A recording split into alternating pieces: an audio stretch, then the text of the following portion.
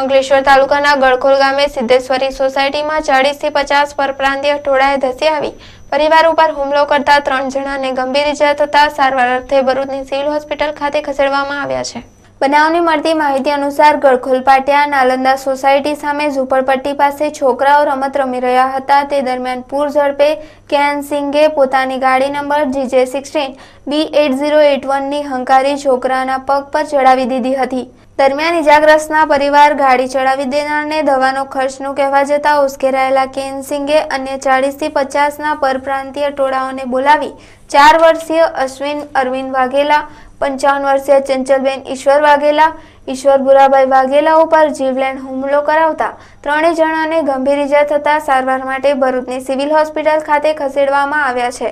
જોકે હુમલાખોરો સામે ફરિયાદ દાખલ ન કરતા ઇજાગ્રસ્તોએ ભરૂચ જિલ્લા પોલીસ વડાને રજૂઆત કરી ન્યાયની માંગણીની તજવીજ હાથ ધરી છે। એની પાસે એક ગાડીની અંદર સ્ટમ્પ હતો, જે આપણે ક્રિકેટ રમીએ જે સ્ટમ્પ હતો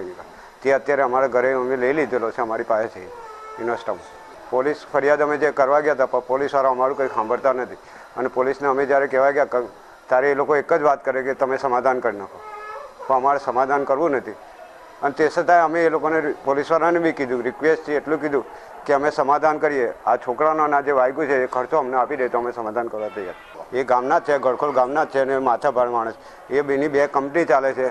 અને એની અમૃતા એકેડેમી કરીને એની સ્કૂલ છે, એટલે એ માથાભાર માણસ છે અને પહોંચી આ પોલીસને બી